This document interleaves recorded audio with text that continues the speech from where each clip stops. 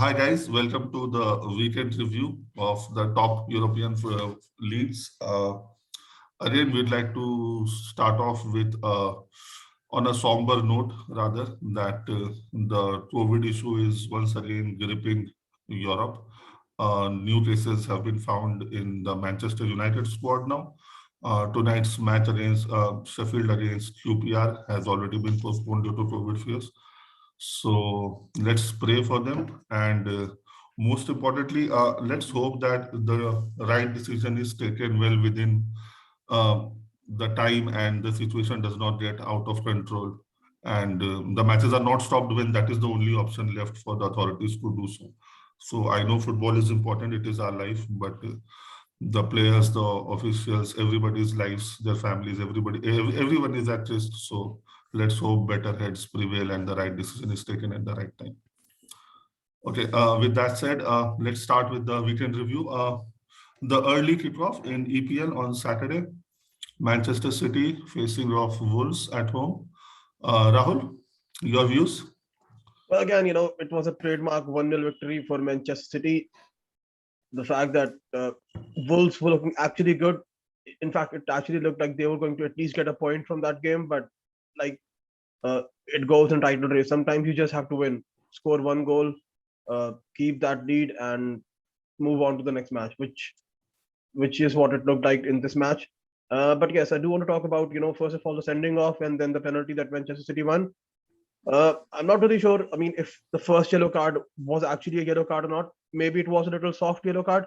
But then you have to blame Jose Jimenez, for the second yellow card. He knew that he was on a yellow, and then he again stopped, I think, Ruben Diaz from taking that free kick, because of which he got a second yellow, and he was sent off within a minute or two of the first yellow card. And then even in the second half, the penalty that Manchester City won, João Moutinho was the one who was deemed to have handled the ball. I'm not really sure if it was exactly a handball or not, but then uh, they managed to score from that penalty. Raheem Sterling was the one who scored. He's actually scored 100 goals now for Manchester Yeah. City. So yes, they're still And top of the league. actually, this weekend we saw so many cases where the crowds and the teams, the coaching staff, they were able to influence the referee, towards the referee in giving a decision in the favor of the hosts. And this was one of those things. I mean, the crowd was already a little jittery with some of the decisions that the referee had given in the City Wolves game. And it was as if, he tried to pacify them with that very, very cheap yellow card, the first one. I mean, it was hardly a foul. And I think it was Rodri, but when he saw that Jimenez was, not at the required distance and he could have not taken the kick, but then he put the kick and then I saw Laporte and Rodri again sarcastically clapping. And as per the laws, that is also a bookable offense, but then that was let go. So yes, they say that these things even out over the course of a season, but on Saturday, Man City definitely had the rub of the green. Yeah, okay. Moving on to the next match, Arsenal against Southampton, a very easy 3-0 win for the Gunners. Southampton looked in trouble, and I don't think Hassan Tutel will, stay for long now because the team looks disjointed. They don't know what to do, what the plan is, and Arsenal is on the ascendancy. As we discussed in the last podcast, yeah, not withholding that defeat against United, but yeah, it was a pretty convincing 3-0 win. Aubameyang, he did not play again. There was some disciplinary issue. He did some disciplinary breach, and yeah, so there is a story in itself there. Let's see what happens in January. I Your think views on the match? I think the story is that he missed training because he was actually getting a tattoo. That's the Okay, story. Yeah. great. But again, I would like to talk about Arsenal here, and as well as Southampton. I think Southampton, Tino Livramento started, Armando Broja started, and on top of that, uh, Chelsea's third choice goalkeeper last season, Willy Caballero, he actually signed for Southampton and he started in this game against Arsenal. Unfortunately, obviously, he could not keep a clean sheet. Arsenal beat them 3-0. But yes, when you take into consideration that Arsenal actually had a 3-game head start, they had 0 points from their first 3 games, and then since then, I think they've only lost to Liverpool, and there were 2 draws. One was at home against Crystal Palace, and another draw away to Brighton. But other than that, I think they've managed to win all their games. That includes beating Tottenham 3-1 at the Emirates. So yes, if we Yeah, go about the form table, I think they are actually looking like the best team to finish fourth at this point in time. But yes, that's Arsenal oh, versus Southampton for you. so your pick is Arsenal for fourth right now, as of At this today. point in time, going by the current Okay, form, okay, okay, point taken. The next match was our match against Leeds at home. Again, quite a nervy affair, I must say. And it all boiled down to Rudiger's mentality at the end of the day, and he just won't quit. And yeah, we nicked it 3-2, Jorginho scoring 2 penalties. The same frailties that we have been showing in the past 3-4 matches, I think those were on display in this match. And okay, just let's get the penalties out of the way. I think all 3 of them were penalties, so not an issue there. But yeah, the defense, even though we sort of had our best 3-man defense, SP was replaced by Christensen midway in the second half. But yeah, there is work again, like we discussed last time. Maybe it's the midfield that is, not helping on the defense, and that is what is making the gaps appear for the teams to, focus on. So those issues were there. Mount scored a good goal, and yeah, again, so Mount did this right to shush the Leeds fans. yeah. I mean, yeah, there was some bad blood between the crowd and the players on the pitch. So Leeds versus Chelsea, I think that is pretty predictable. So, but yeah, happy with a win. I'm not really happy with the performance per se. Let's see. What do you think about it? Well, so first of all, I just want to say that any player who debuts or is a youngster, they always score against Chelsea. The second goal of Leeds by this youngster Gelhardt, I think this was only his second start, and he scored within 81 seconds of coming on. Like, come on. But yeah, we can move on to the next game. Yeah, I mean, they were making a lot of headway through the left. And again, Alonso's, he's a good player. He has been a good player for us, but his defensive frailties have been on display of the, recent past. And he started off the season, but then Chile took over. And now with this long-term injury, we have to play him. So let's see. He definitely helps us in attack, but I mean, this liability is a strong word, but yeah, the teams do want to attack us from the left now, given that Alonso is there. Yeah. Okay, moving on to the next match. It was Gerrard's homecoming. Liverpool versus Aston Villa. Again, a penalty. I think that there can't be any complaints for this penalty as well.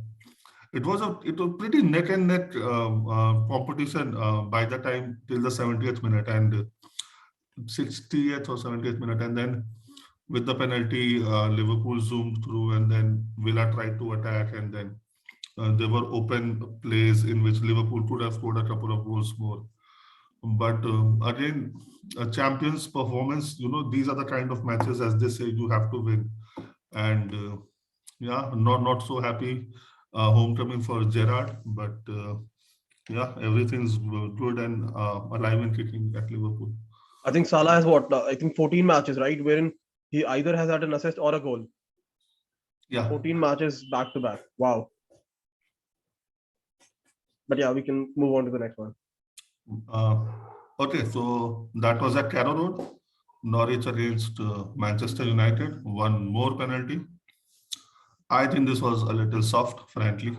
Ronaldo was not reaching that cross, and I mean, the rules are on paper, they are clear, but when they try to, implement them in games, I don't understand. I mean, I remember there was Shackleton trying to hold up Rudiger when we were having those corners.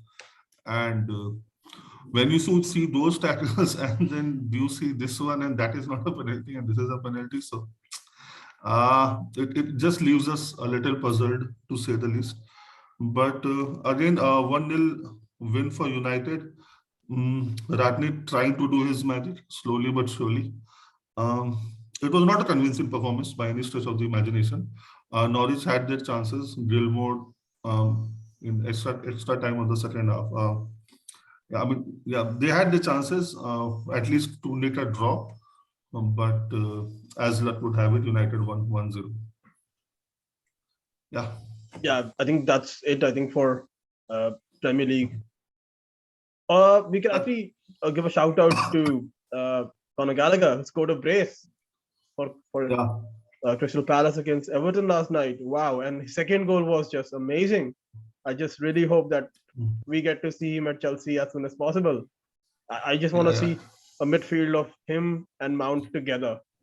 He's actually someone who has an end product, unlike a lot of our midfielders playing at Chelsea. So yes, would be really disappointed if he left Chelsea. But yeah, we can actually even mention the West Ham result. They could not. They could only manage to get a draw against Burnley. Yeah, away match. Yeah. Yeah. So Burnley away is always a tough match, as we discussed last time. So yeah, 0-0 seems to be okay. And the Foxes won 4-0 against Magpies. Magpies are in a huge, trouble. And let's see what they do, what they plan to do in January. Good win for Leicester. They've had a wobbly kind of a season, some good performances, some not so good performances. So That's the thing, that's people might get carried away because Leicester beat. So I don't really think that one result is enough to say that Leicester are out of their slump. yeah, I mean, yeah, that is what I was trying to say, that they've had ups and downs this season already. So for any sort of even for top four or top six, you need a consolidated period of good matches. So this blowing hot and cold will not really serve them well for the entire season. Let's see if this is a turning point, or next round of matches they again go back to their faltering ways. That's about it for the EPL. For the German Bundesliga, Bayern scored Bayern rather registered a comeback victory against Mainz, and Lewandowski did not score. Did he play the match? He did. Oh, he played a match and did not score. Okay, good for Mainz. And Leipzig beat for Mönchengladbach 4-1, and Dortmund drew against Bochum, away match for them, 1-1. So Munich still on top, and yeah, that's about it. Your views, Rahul, on the top three matches of the German league? But again, Bayern Munich versus Mainz, you probably expected Bayern to win 2-1. But then that's the thing with Dortmund. They probably have a very good home form, even though they lost to Bayern at home 3-2. But other than Bayern, like every time they go away from home, there is a vulnerability around them. And even though Haaland was back, but still they could only manage a 1-1 draw. And even that equalizer was not scored by Haaland; it was actually scored by Julian Brandt. So that's just, again, if you want to win the league, you want to overtake Bayern, then that's not the kind of performance that you want to have. Other than that, yes, we can talk about Leipzig versus Mönchengladbach. Mönchengladbach again. I think last weekend they lost to Freiburg at home 6-0, and now they lost 4-1. So Leipzig, this was their first game under the new manager Domenico Tedesco. We initially thought that he would not be available for this game because of COVID protocols, but then he was on the bench for them. He was in the dugout, and again, Nkunku, he is just so dazzling this whole season. The way he has started, and the travesty is that he was still not selected, I think, for France in the last round of international matches. I mean, wow. But then, yeah, the game was actually a 2-1 till pretty late, and then in the 91st minute they scored a third goal, and then in extra time they scored the fourth one. So yeah, initially it did look like it was going to be 2-1, but it ended 4-1. But yes, a good start for the new manager. And another interesting fact about this game, I think this game was played behind closed doors. There was no crowd because of COVID cases rising in Germany. Yeah. So I Even think the that's Munich Barcelona match had restrictions with the crowd restrictions, I guess. Yes, the Champions League match did, but when we talk about the Bundesliga, I think this was one of the matches. I think, but the Dortmund and the Bayern matches did have a crowd. So yes, we can probably move on from Bundesliga now. The next one is the French league, Ligue 1. Quite an easy win for PSG. They won 2-0 against Monaco last night. Mbappe scored in both the goals. Again, they got a penalty as well. Oh, it was a weekend of penalties. And again, what we discussed last time, I think without Neymar being in the team, the PSG team is a little more fluid. And it's just coming across as there is more traction between the midfield and the forward players, and there is more semblance of order. There is more interaction between the midfield and the defense as well. I don't know. Maybe it's too simplistic an analysis. Blaming it all on Neymar, but somehow the team is performing a little better in Neymar's absence. But you do have to take into consideration that when it comes to scoring goals, it's actually the chunk of goals are actually not coming from Messi or Neymar or anybody else. They're actually coming from Kylian Mbappe. So just imagine if Mbappe were to leave, as it is, reported that he is already on his way to Real Madrid on a free transfer. I think he's going. He is going. I don't foresee him staying at PSG anymore. So yeah. But how do you replace someone like Mbappe? See, this is all PSG's own doing. The way they have managed their resources, it is just shambolic to say the least. So, how do you replace Mbappe? They have the cash to do so. Maybe it's not a single player, maybe a couple of good strikers. Let's see how they go about it. But somehow I think they'll mess this up too. Because as PSG as a club, I still don't think is on top of the list of the young players right now. It is still the maybe not Barcelona, they don't have the finances, but it's still Madrid and City and even Manchester United and Chelsea. Well, it's also about the league, right? No one wants to probably, exactly. As many players want to go in France. Like first choice would be I want to go to England, I want to live in London, or I want to go to Spain. So obviously, France is obviously not really high on that list. Yeah, so players who are over the hill now, or I don't know. They somehow, I don't think they'll attract top talent. Let's see what happens. Moving on, we have the Italian league. Inter are on top now. Milan drew against Udinese. Juventus drew against Venezia, I guess. And Napoli lost to Empoli 1-0. They dominated the match, but and they hit the post and they were like on the front foot in the entire match, but somehow a corner goal from Empoli. We have the Roma's match tonight, and your views are resident Italian league expert. Well, yes, Inter Milan, they're actually top of the league now. The fact that both AC Milan and Napoli dropped points, it's actually Inter Milan who are top of the league. They managed to win 4-0, could have been 5-0 because Lautaro Martinez missed a penalty.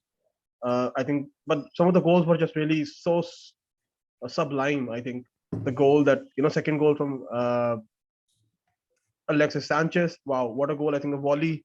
And then the third goal, Çalhanoğlu. I think this is probably one of the best free transfers, I think, of recent times, along with obviously Thiago Silva to Chelsea. But I think even Çalhanoğlu to Inter Milan is like turning out to be so good for him. The fact that he could not manage to win even a single league title with AC Milan, but there are so high chances of him doing that at Inter this season. Other than that, we can talk about Atalanta versus away to Hellas Verona, 2-1 clinical victory. I think there's a stat that this, for the first time in their history, they've actually managed to win 6 away games in a row. And we already discussed last time that this was actually their best start under Gasperini, and they're already third right now. So sky is the limit. I think they could actually, let's see, maybe even, I still don't see them winning it, because till the time you don't win it once, it's difficult for people to believe you. But yes, I do see them at least finishing second this season if they can continue with this form. Uh, AC Milan, I think, again had a very we wanted, or we at least expected them to do something to show some aggression, I guess, after the midweek disappointment in the Champions League. But again, Udinese under a new manager, a temporary or interim manager, uh, AC Milan could only manage a 1-1 draw away to Udinese, and even in that game, it was actually a late equalizer from Zlatan Ibrahimovic. Again, a wonder goal from Zlatan. He's like already 40 years old. There's still no signs of him And stopping down, slowing down. I think he's already stated that he wants another 1-year extension next season. So that's three teams for you. I think Roma play tonight. Juventus again could only manage a draw against Venezia, and I think Morata. I think Dybala. I think got injured. Had to be substituted in the 12th minute, but then Morata scored the opener for them, and then in the second half, Amaru. I think he scored the equalizer again. A great goal from distance uh, to equalize against Juventus. Um, Napoli at home, they needed to win if they wanted to stay in the title race, but they lost at home to Empoli. Empoli striker, former Wolves striker Patrick Petrone, he's the one who scored that goal for them from a header. Again, a funny goal.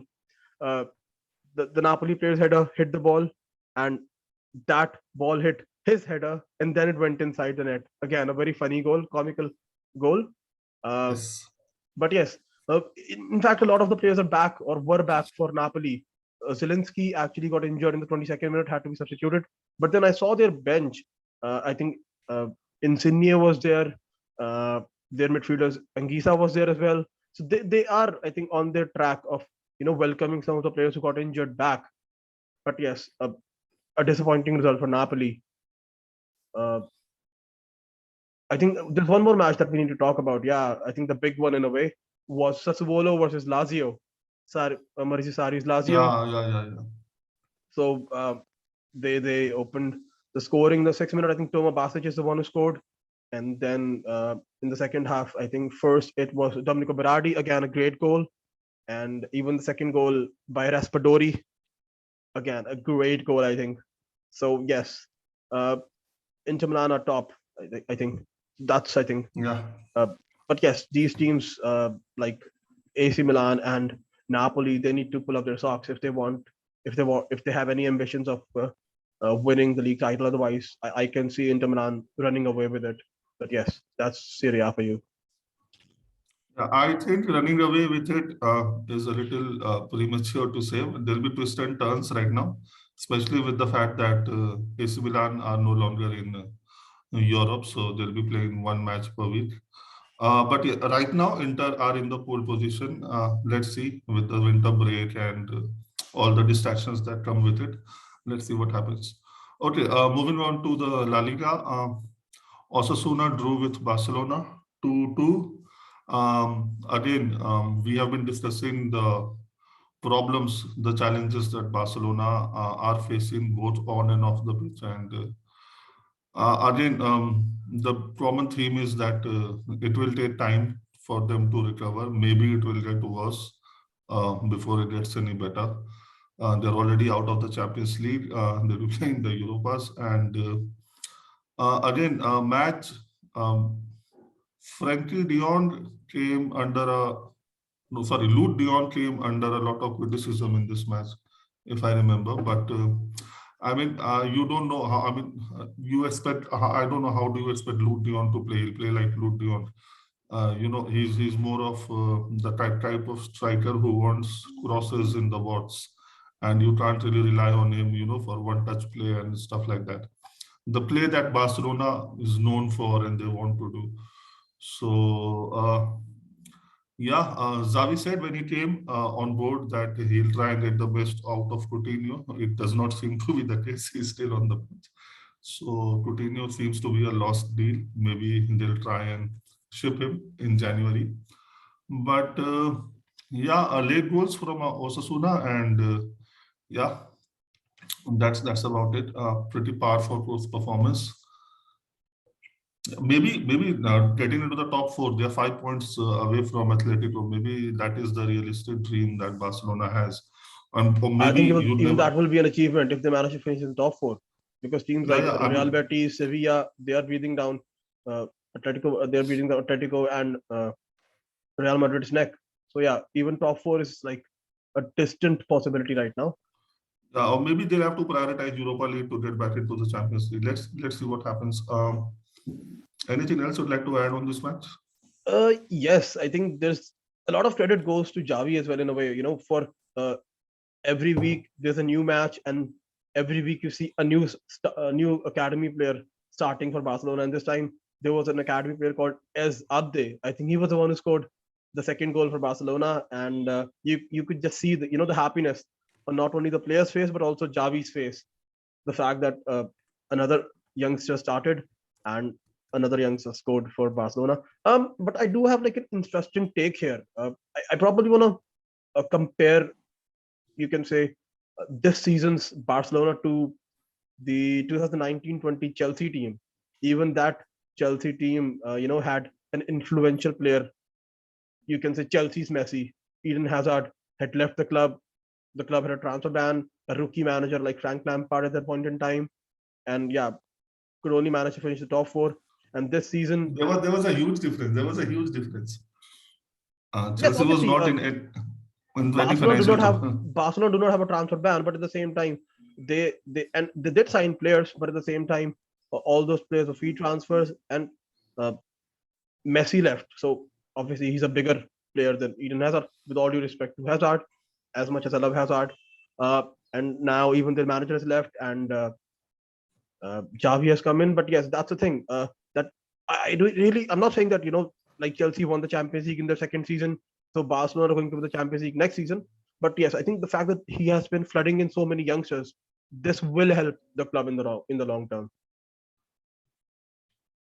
Yeah, let's see. I don't know how much long term these clubs actually think ahead, because it's more about the results now. But the difference that I was talking about was Chelsea had a transfer embargo. We were not able to sign players, but we were not in any sort of financial trouble.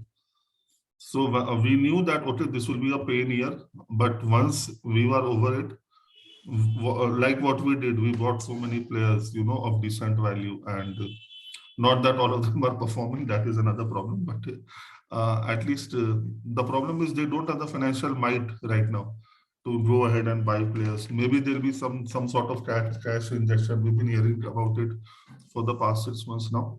But okay, now for the paucity of time, let's talk about the last match of The the big weekend, game. the Madrid derby. Mm, yeah, I think it was a pretty straightforward win for Real Madrid. Benzema and Asensio scored. And again, I'd like to talk about Simeone here. And he has this own understanding of the game, and I don't know. In spite of all the jewels, all the great players at his disposal, he'll try to like protect or like not concede a goal for 70 minutes and then let loose his attacking players. I don't know how it is going to be a long-term solution for whatever they are trying to achieve. I know there's this like many clubs suffer from this. They have this mentality that this is how the club should play, and this is actually how the Atletico um, officials, I mean top officials, and the crowd want Atletico to play. They just want to win at any cost. They don't mind winning early. Even I don't mind winning early. Winning is important. But the thing is, when you have the likes of João Felix, I mean, why did you spend so much money on him if you wanted to play him only for 20 minutes? So and now they are like more than around 10, 12 points behind, 13 points behind Real Madrid. And yeah, I mean, they should have gone out to try and win this match. But again, as we discussed again on Friday, like they should have, but we knew that they wouldn't. And at the end of the day, it was a pretty easy victory for Madrid. Again, a shout out to Modric at 36. He is just bossing the midfield for Real Madrid, and let's see what happens. They have a commanding lead around eight points. With they played a game more than Sevilla, So even if Sevilla win that game in hand, so there's a 5-point lead, and even Madrid were, a little unpredictable. You did not know what would happen at the start of this season. Ancelotti came in and stuff like that. But again, our man Ancelotti has steadied the ship, and seems like they are in the pole position to win. I know there are around 20 more matches to go, but yeah, everything seems good for Real Madrid right now. Well, yes, I think Real Madrid, had a fully fit squad to choose from. They did not even have a single injured player, and even Benzema was back. And again, he reminded us that he's back by opened the scoring in the 6th or 7th minute, I think, pretty early in the match. Yeah, Again, yeah. a great match, a great goal, and a great assist from Vinicius Junior. And then Marco Asensio scored the second goal in the second half. But yes, I do want to point out here that Atletico are actually missing some key defenders. In fact, French midfielder Jeffrey Kondogbia, he was actually playing as a defender. So Jose Jimenez, who's always injured, was injured this time as well. I think there's this right back, Semi Verjasko, Croatian right back, who was also missing. And I think there was another centre back who was missing, Stephen Savic. Yeah, so he was also missing. So yes, already we knew heading into the match that their centre half was a area that Real could target, and I think because all of their attacking players were raring to go, they probably targeted that, and yeah, they managed to win. They were playing at home, so yeah, 2-0 for them. Yeah. Yeah, okay. So I guess that brings us to the end of the football review for this weekend. I still think the biggest spectacle for the weekend was the final race at Abu Dhabi Formula One. Max Verstappen won that match, won the race. So congratulations to him. That brings us to the end of the video. We'd like to tell you that we'll post another video today after the last 16 of the European competition draws are made out. And let's see what happens. Hoping for the best for all the teams. Yeah. All right, guys. Yes, and we will Okay. also be back, with a preview of all the midweek matches. So yeah, that's it for us. Welcome to thank you for joining into the Left Side View. Ciao. Okay. Bye bye.